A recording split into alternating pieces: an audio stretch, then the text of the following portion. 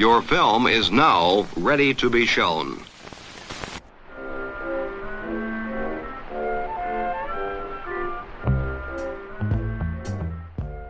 Good morning. I'm Justin Hendricks, editor of Tech Policy Press. We publish news, analysis, and perspectives on issues at the intersection of tech and democracy. What if the most consequential immigration policy decisions in America aren't being made by elected officials or even by government agencies, but by software?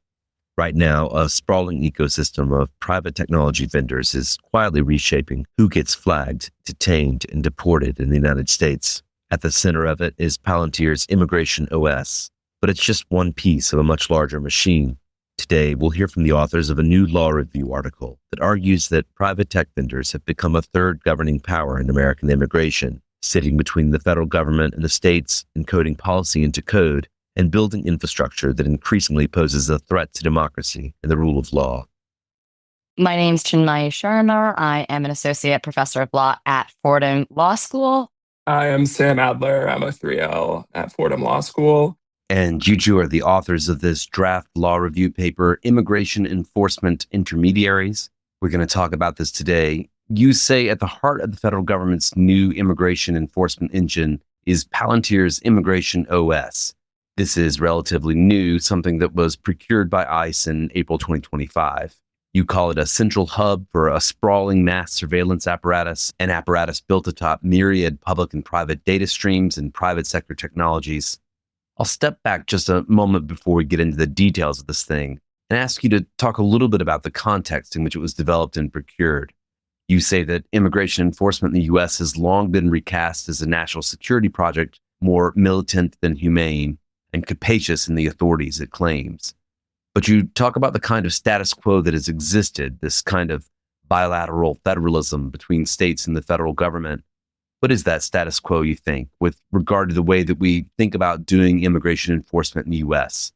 I think at a very high level, this sounds maybe too simple or straightforward to even seem like an insight, but the executive branch at the federal level simply cannot accomplish all of its agenda nationally, given the size and diversity and complexity of the country. And so to have immigration enforcement since the beginning of the country and the relationship between states and the federal government, there had to have been some cooperation, some reliance on state cooperation to carry out the executive's agenda.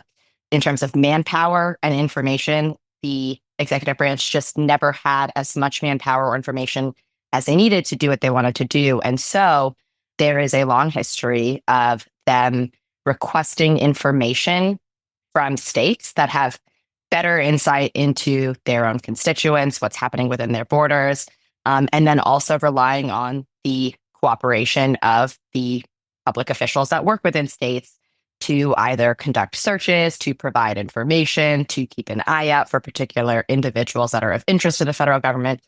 And the background relationship is not one directional. It can't just be that the executive branch says, we have this agenda and states have to help us carry it out. There's a constitutional principle that says the executive branch cannot coerce, co-opt, they cannot force states into doing their bidding because there is that sort of sense of separate sovereignty. And so states could cooperate.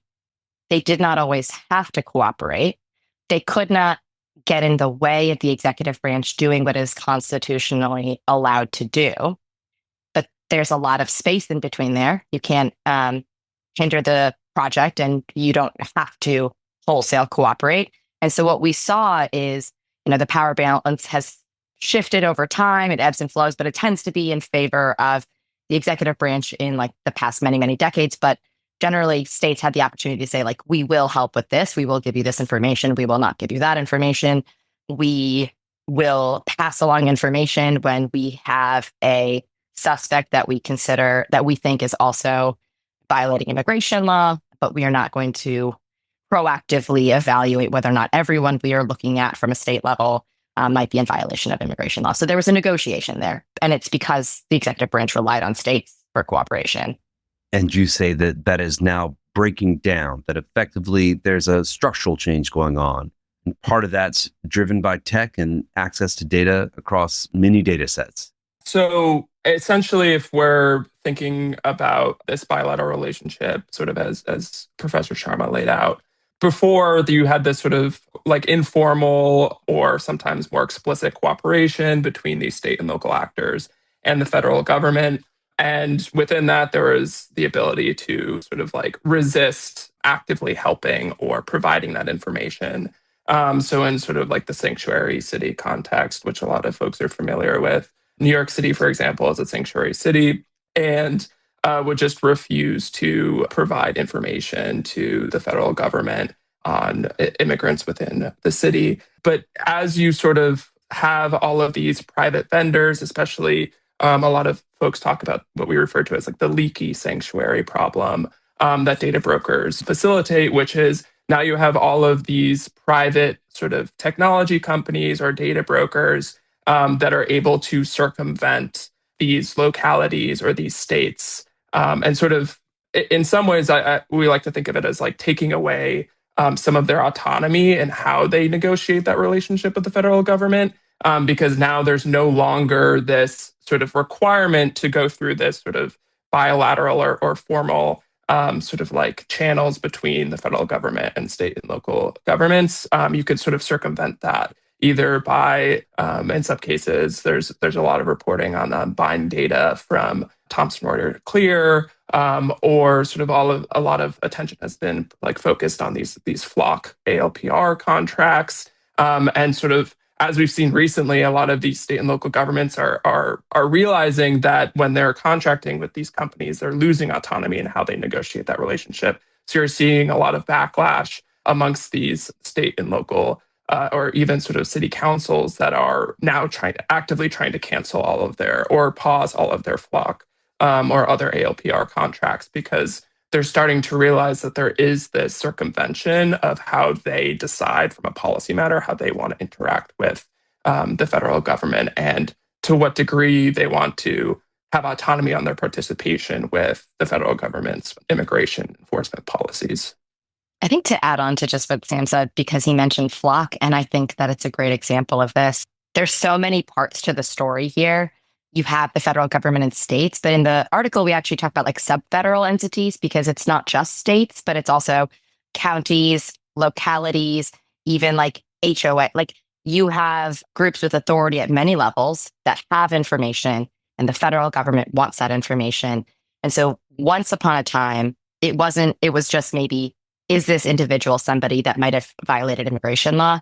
Now, if you want to prioritize target resources for the most charitable interpretation of what an administration might want to do, and all the way down the line to realistic but pernicious, egregious goals that an administration might have, the more information you have, the more you're able to kind of build profiles, dossiers. And so it's not just what is in the hands of governments, but also kind of what's in the hands of utilities companies like gym memberships, grocery stores, social media accounts. And Flock is an interesting example because it's used in what seems like a very banal way. It's a license plate reader. And so when those contracts were made before there was such robust reporting about this, nobody saw that as like overreach government surveillance.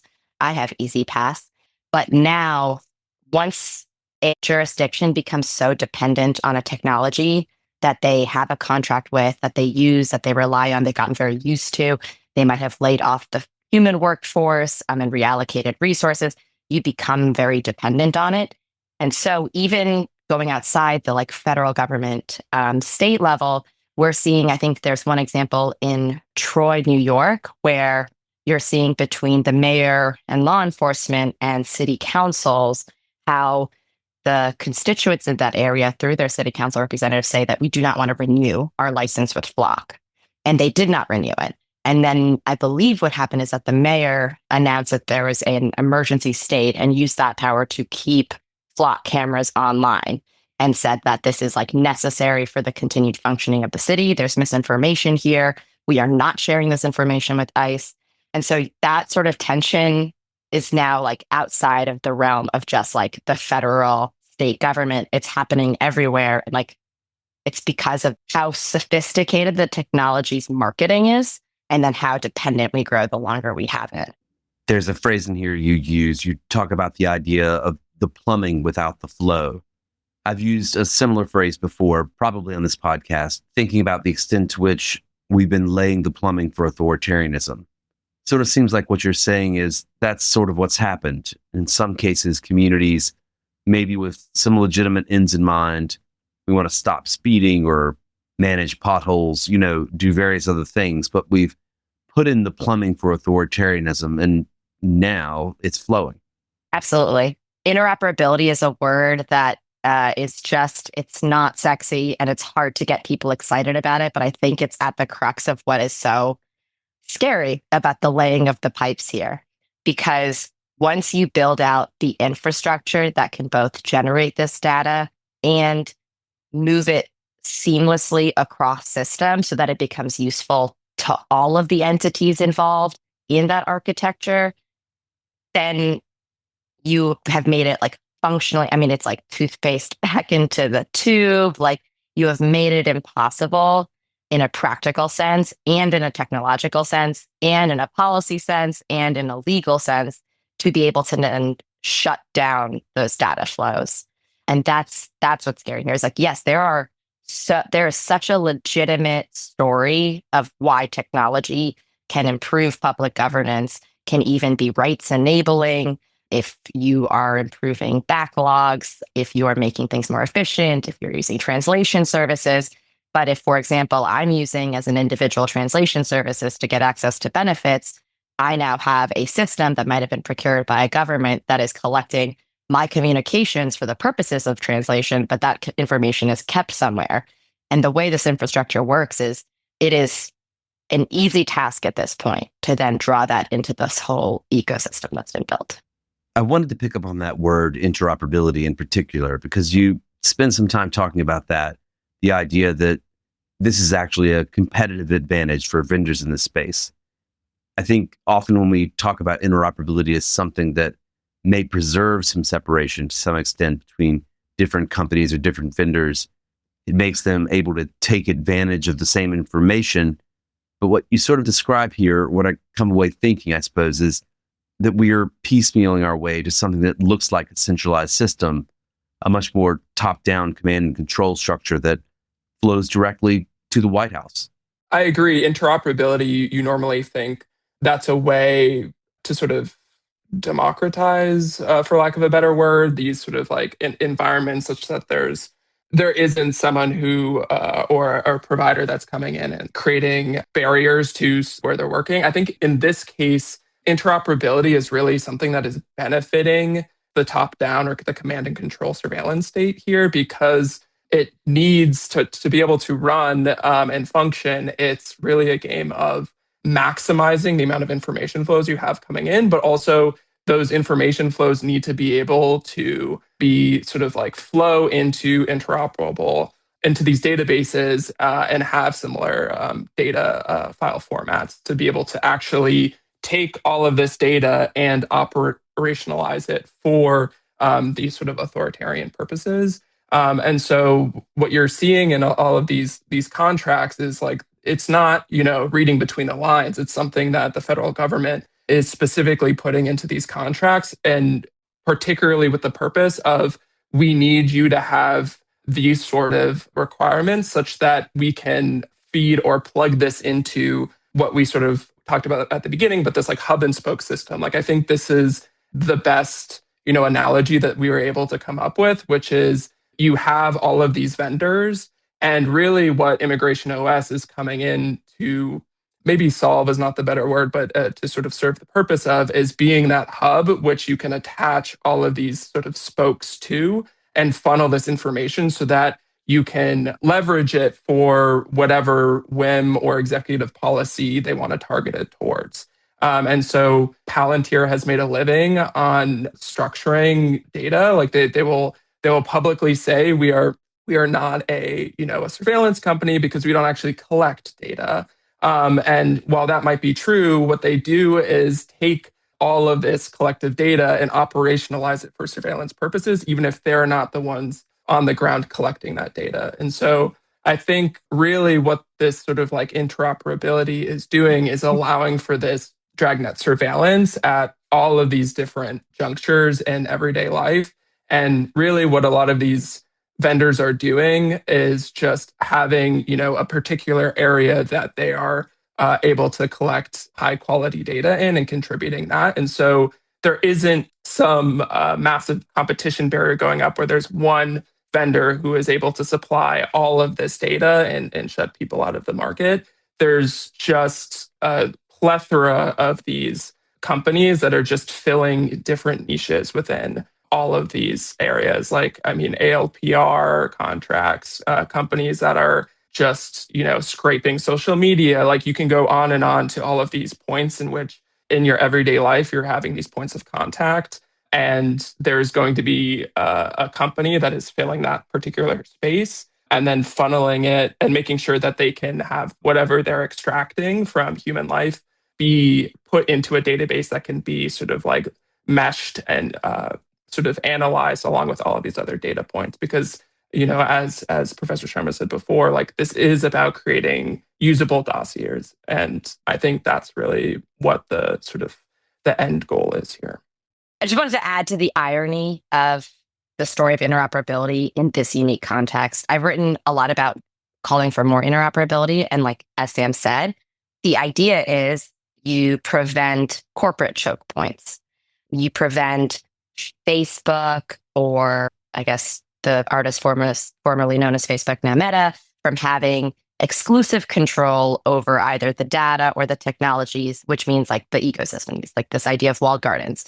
And so by opening up the door and saying like, you have to be compatible with these like other parties, you allow competitors to crop up and engage in this like ecosystem. And in that context, we think that's great because we're allowing for new startups. We're allowing for kind of a diversity of technologies and innovation. And like maybe you'll have some options that are more privacy preserving, some that are not. And that's great. We like the proliferation of this. When we have that interoperability in this context, what it means is the major entity that we are concerned about is not a corporate entity, it's the government. And when we have this idea that like any new entity can crop up and plug and play into this system, what that means is that entity, new startup A, that is collecting some new surveillance sort of information, has an incentive to grow, has an incentive to plug into this system to enjoy the network benefits of being part of this bigger thing. The government gets the benefit of that new entity. If that entity decides I am no longer okay with the way I'm being used, the power of saying I no longer want to interoperate is so weak because there are so many other entities that will crop up to replace them. I am embarrassingly prone to using Greek mythology references in my writing, but like we reference the Hydra of you cut off one head and three more will crop up in its place. So any one private sector entity's like moment of conscientiousness of I'm no longer going to engage in this, interoperability has built resilience in the government's ecosystem. And so in terms of choke points, these companies are not able to like cut off access anymore in a meaningful way. Now, there might be one exception, which is Palantir.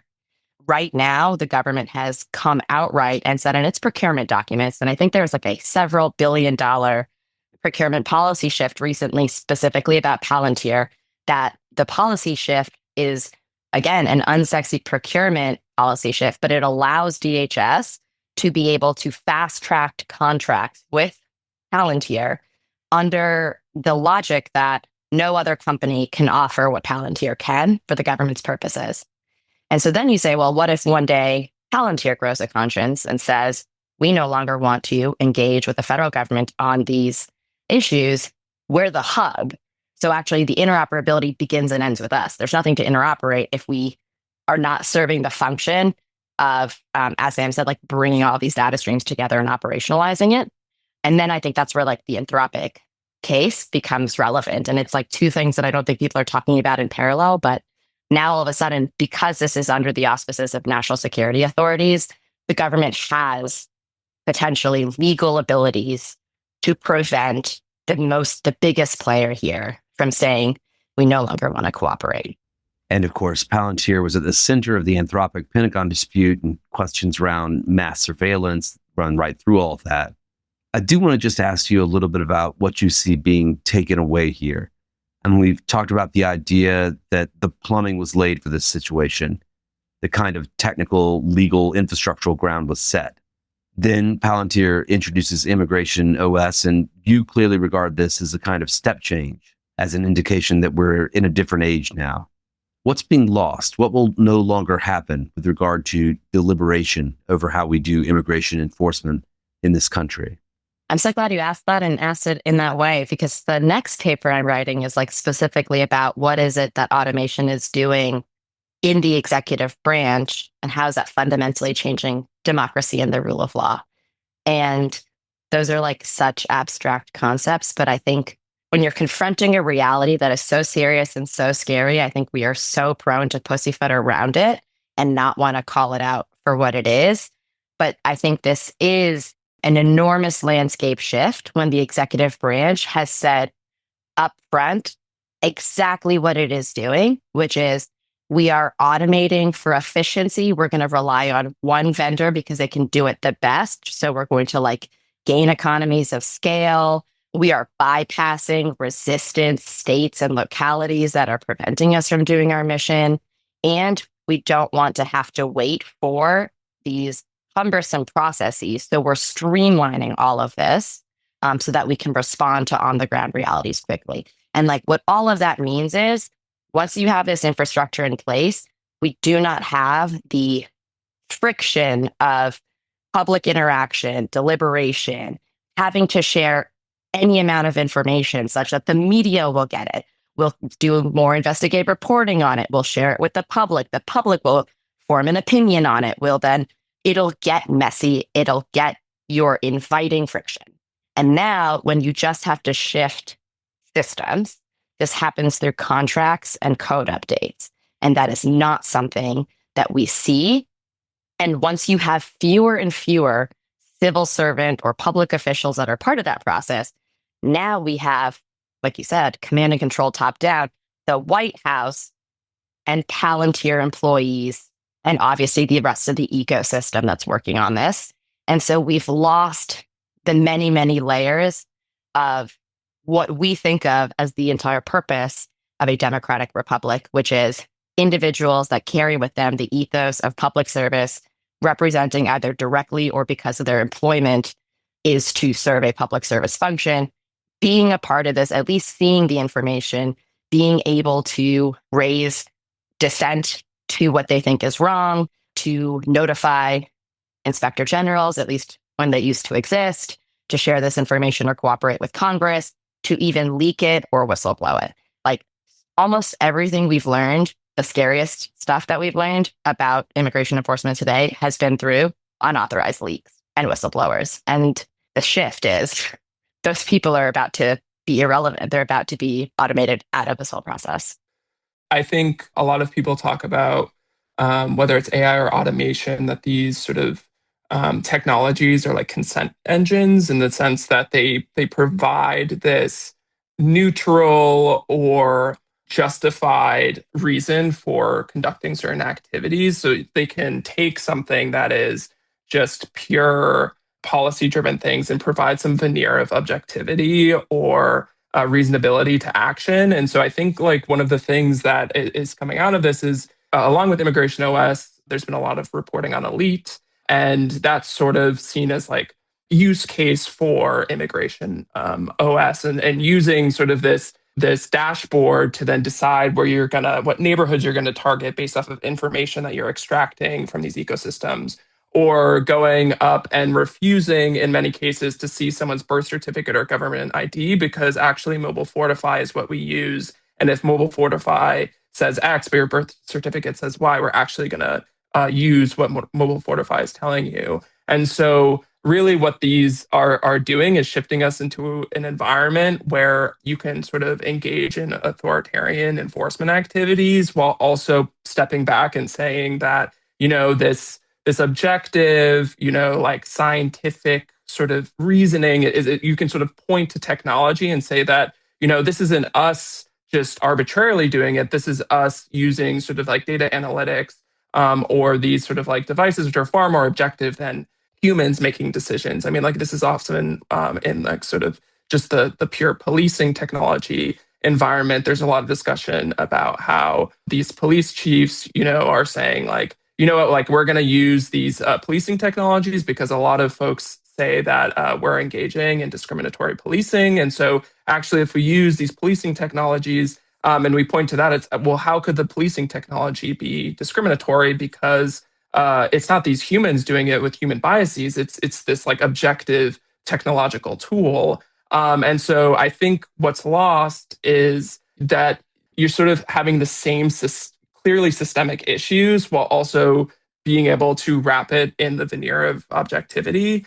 And so one of the examples that we gave, which is like a pretty harrowing example from 2017, so this was sort of during the national vetting enterprise era, was that ICE decided to change the parameters of their detention tool overnight without anyone telling anyone. They just changed it. And the reporting that eventually came out well after they had done this was like they rigged the system to ensure that more people would be detained and not be able to be released. And so all of a sudden, to Professor Sharma's point, when you're able to sort of unilaterally make decisions in the code base of these systems that has these massive effects on human liberty and rights with no degree of democratic input, then we're sort of in this sort of like very quick sort of trajectory of democratic backsliding where we're just eliding democratic oversight in these enormous sort of public policy decisions. You also make the argument here that it's not just lawmakers, other policymakers, the public are effectively being kind of pushed out of the process, but the courts are also being sidelined. Let's talk a little bit about that. What in particular defangs the courts in this process? The courts are always such a complicated story. And I guess I'll say there is defanging of the courts happening. But unfortunately, the courts have also abdicated a role in a lot of this because of doctrine that has developed even long before Trump won.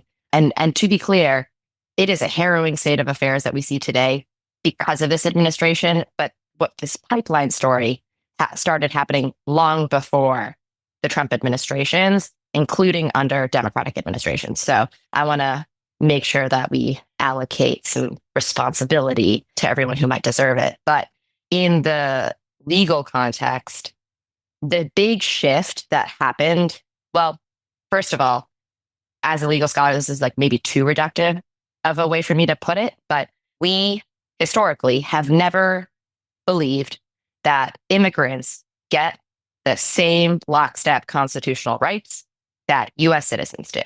That's just kind of an unequivocal fact of the way doctrine's been interpreted. Not in necessarily evil ways. This is somewhat true in many nation states around the world. We've just interpreted our constitutional rights and obligations differently when it comes to individuals who are temporarily in the states permanently, but not US citizens or US citizens. Different rights are allocated to different entities. Where it went further, though, is once the story around immigration changed to be a national security story, it wasn't just about kind of quotas for immigrants that are allowed within the borders based on our sense of like resources. Like that's since the dawn of time. It's like, how many people can we add? It stopped being that around 9/11, shifted a lot of law in a lot of different ways. And we started to think of immigration as basically synonymous with a national security mission. The concern about immigration focused almost solely on mitigating threats to the country and public safety in terms of how the narrative built and policy was developed. And that means that once we are doing things under the executive's national security authorities, that is the area where the executive has like the broadest scope of discretion. In immigration and far beyond, when it comes to national security, courts are extremely hesitant to step in and curtail what the executive wants to do. And that's just kind of like a fundamental premise of sovereignty of like the sovereign's powers are most vast when they're outside of the boundaries of our territoriality.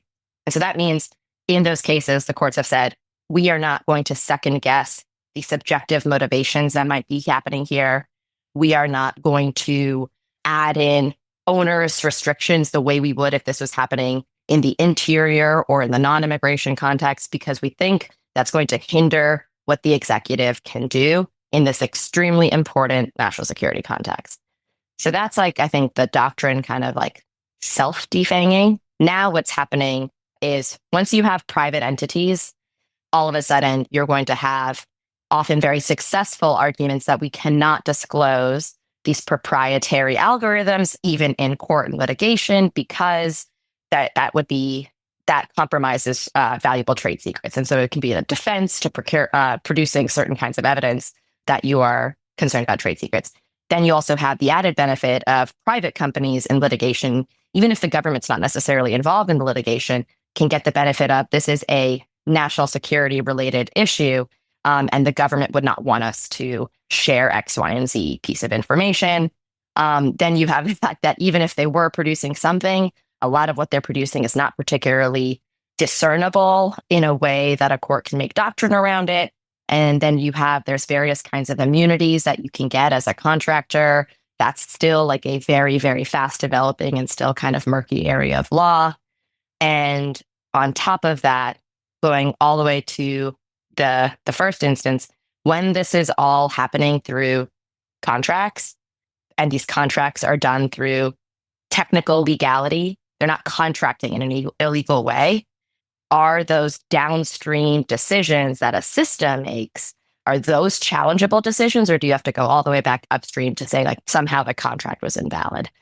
So it just becomes very complicated. So the combination of the courts are very hesitant to step in, and then should they step in, immigrants have had a hard time from a practical standpoint and from a procedural standpoint, even getting access to courts. And then there's the fact that companies have many, many different tools in their toolkits to say, like, we're not going to be perfectly cooperative in this litigation.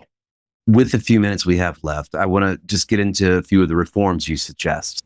You have a couple of different routes. You've got state and local procurement reforms. We're seeing calls for that across the country. Whistleblower protections, ideas about how to confer data, subject rights, autonomy. What would each of you focus on if you had the opportunity to go out and talk to state and local leaders, or even to the general public about things that should be done to potentially create reform in this area? What would you advise? I think something that it has been theoretically talked about. Professor Akhil Amar sort of, I believe, coined this concept or this term in the 80s. And this was sort of around the time of Bivens, which has been basically cut back doctrinally into being almost ineffectual. This idea of Converse 1983 actions. I think that you're seeing a lot of states go to this solution or realize that this is something they could do. There's a lot of movement there. Illinois just passed a bill, which was basically like the Illinois Bivens Act. And then quickly, like, because like we're invoking Bivens, basically Bivens was this idea that you could bring constitutional torts against federal actors. So like oftentimes we're talking about constitutional torts for Fourth Amendment violations. In the prison context, there's often sort of like Eighth Amendment sort of violations. And so this idea of Converse 1983 is the ability to bring sort of violations of your federal constitutional rights through state tort causes of action. And so I think this is something that a lot of states are looking at. I think that there's a lot of discussion that needs to be had about the parameters in which you can do this. We like briefly mentioned in the Illinois case, they write into their bill that you can bring constitutional torts based off of the federal violation of your federal constitutional rights, but also your Illinois state constitutional rights. It's very unlikely, given sort of like intergovernmental immunity doctrines and other such sort of areas where there's these sort of barriers to the way in which you can sort of sue, like states can sue or interfere with federal actors, that it's unlikely that you're going to be able to get state constitutional remedies for state constitutional violations. But I think this is something that Vermont's talking about this. A lot of states are looking at it. And I think that's a way for folks to be able to see more action, at least on the sort of like the foot soldiers of this automated enforcement environment, which is these ICE officials, or in some cases, deputized local police officers. So I think that's something that I think that would be enormous and have reverberating civil rights effects beyond the immigration context if we sort of have states turn to these causes of action. And Chinny, what about you? What would you recommend? Since I get to talk to you and hopefully people listening to this that aren't just nerdy legal scholars beholden to the way we write journal articles, I'm going to go, I guess, a little bit beyond what we do in the article and say this is the time and there has to be a place to have the much higher level, deeply uncomfortable, politically unmarketable conversations around just acknowledging we have made the wrong risk calculus when it comes to these systems. The reforms that we suggest are the ones that we think are to some degree viable and legally defensible. And by that, I mean the things that I would want, I have sometimes facetiously, but increasingly getting not facetious, just said, like, I don't know why we have data brokers, but that's not a legally defensible right now suggestion because there's a lot of law happening around the First Amendment that would make something like banning data brokers an impossible task. That being said, theoretically, the life of a country is long and this issue isn't going away. And we can't continue to play the policy whack-a-mole of, yes, we're going to collect all of this information and we're going to keep all of this information, but we're going to, on a case-by-case basis, determine who gets it and what they get to use it for. I don't think there's any shortage of evidence that we are doing that unsuccessfully. We can have the best policies, but our article cites to reporting by like the Washington Post, 404 Media, which just does excellent reporting in this space, that even if you have a sanctuary city, you are reliant on the compliance of the entities within your sanctuary city, and we're having lots of law enforcement bypass sanctuary city restrictions and send information to ICE agents anyway. So the question is that the right risk calculus? Is having this like honeypot of an inordinate amount of information about a citizenry, about all of the people within a particular area, something that is worth the benefits we're getting from the technology? Because I do not have faith that use case restrictions. I think that's something that we have to do now and continue to do into the future, but I don't think that as a long-term solution, that's going to be sufficiently protective to the people that get exploited by this. I mentioned that this article is a draft and that you're inviting feedback. So my last question is, have you had feedback? Anything you're going to consider incorporating into the final product down the line? Professor Jessica Bowman-Posen at Columbia provided a lot of information or feedback on intergovernmental immunity doctrine and how it bears on some of our solutions. And I'm not sure if I want to, at this stage of the podcast, explain or walk through intergovernmental immunity, but it's extremely fascinating in terms of the way in which, at the state and local level, you can have targeted regulation or action towards interfering with ICE operations. So in the procurement context, like I'll just give one example that we're pointing to because a lot of this is being litigated. There's a local airstrip that this sort of like local government, this airstrip was being used by ICE where they were chartering flights to deport individuals. And this locality was firmly against this and decided that they were going to pass like the equivalent of like a local ordinance or regulation that prevented any of the organizations, like the people who fuel planes at this local airstrip, et cetera, from providing services to these flights. This gets appealed all the way up to the Ninth Circuit, and it's deemed that you're actually interfering with federal operations, and that's in violation of intergovernmental immunity, which is sort of like a sub-doctrine of the Supremacy Clause, and therefore you can't do that. And so I think one of the really fascinating things that we're going to be thinking through, especially as we really want to do some more development of our solution section, is how can we find ways to work around all of these barriers that are set in place to be able to preserve or prevent intervention with all of these sort of like horrifying policies that the federal government is perpetrating such that they won't eventually be successfully rebuffed in court. And so figuring out a way to sort of like work around these doctrines and provide state and local governments with firmly footed in terms of legal doctrine, if this goes to court, things that they can do and successfully challenge. As a law professor, I have the blinders on that I don't even realize they're on, of like what is legally defensible right now. But it was talking with and working with Emily Tucker and the Georgetown Center for Privacy and Technology, where it's something that like a lawyer would chafe against, but like forced me to think like, if not now, then when are we having these conversations that are like extra legal, that are like, sure, there's the law as it is today, but like what's right and what's wrong? And those conversations have to happen. And that was feedback we got from her and the center on this paper, which I still think there is an important role if you're talking about like actionable in the near term next steps. But that is why I'm glad that there are simultaneously smart people having the conversations about this might not be law we can put into effect tomorrow and defend against challenge, but like, what's the future we want? This paper is called Immigration Enforcement Intermediaries, and you can find a link to it in the show notes. Chinmayi Sharma, Sam Adler, thank you very much for joining me. Thanks for having us, Justin. It's always great to talk to you. Thank you.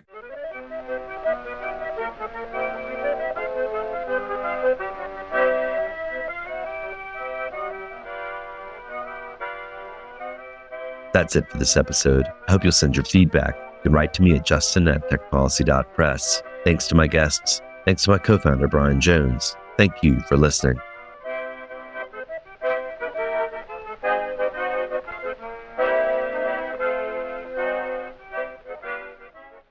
Tech Policy Press.